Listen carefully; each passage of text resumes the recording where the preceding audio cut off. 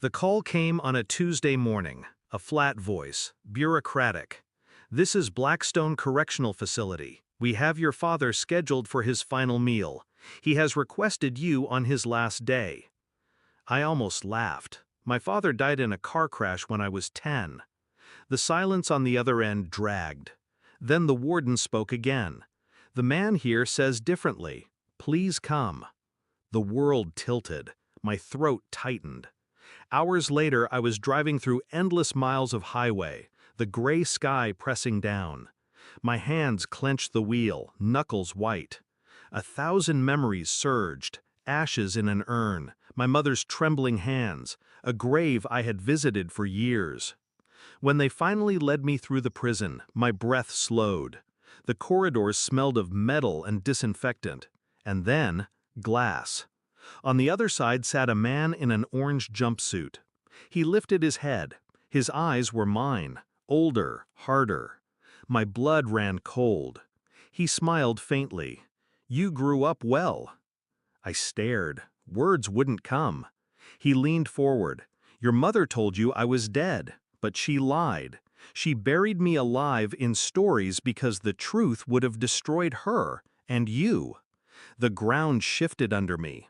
He told me about murders, about sentences stacked like bricks, about decades inside concrete walls. Then he said something that hollowed me out. "You were not supposed to be hers. She stole you. I am your blood." And I was erased. I shook my head, but doubt had already begun to bleed into me.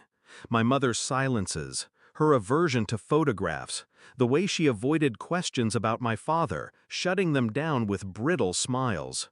The man behind the glass, this stranger who looked like me, was planting seeds. And I hated how easily they found soil. I returned home with his voice echoing. My mother was older now, fragile, yet her eyes still sharp. When I asked about him, she dismissed it. "Prisoners say anything. He's manipulating you." But her hands shook as she poured her tea. That was all I needed. I began to dig. Birth certificates, old hospital records, files tucked away in county offices where no one had looked in decades. The name on my original birth record didn't match hers. DNA tests were next.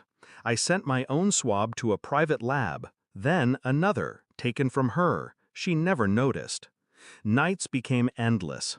I stared at old photographs, the man she had married, the one I buried in my mind. He looked nothing like me, nothing like the reflection in my bathroom mirror. And the prisoner, he did. Each discovery tightened the noose around her silence. The envelope came on a rainy afternoon, thin, final. I opened it slowly. Numbers, percentages, unforgiving truth. The prisoner was my father, not the man in the grave, not the story my mother had spun through my childhood. I carried the paper into her living room. She was knitting, eyes glued to the television. I placed it on the table. She read it. Her face drained, just like mine had when I first saw him. "I did it to protect you," she whispered. I sat still, every muscle frozen. "From what?" Her voice cracked. "From him. From what he was. From what you could become." Tears filled her eyes.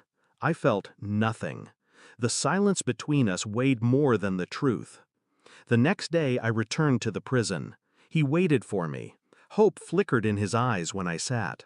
I slid the DNA results under the glass. He touched the paper, trembling. "You see now?" he said, voice breaking. I leaned forward, calm, cold. "I see everything. I see the murders, the blood, the wreckage you left behind. You may have given me your face, your blood, but nothing else." His expression shattered. "I won't claim you. You'll die in here, alone, just like you lived." His fists slammed against the glass, but I didn't flinch. I stood, leaving the paper behind like a gravestone. For the first time, I saw fear in his eyes. Not of death, of erasure. I didn't visit him again. The day of his execution, I sat in my car outside the prison, engine silent, rain tapping the windshield. I didn't go in. Inside, somewhere behind those walls, he was breathing his last. My phone buzzed with messages from my mother, begging for forgiveness. I didn't answer. The truth had split my life in two. One half built on lies, the other on blood I never asked for. I chose neither. I drove away, calm, detached, whole. Some inherit money, others inherit property.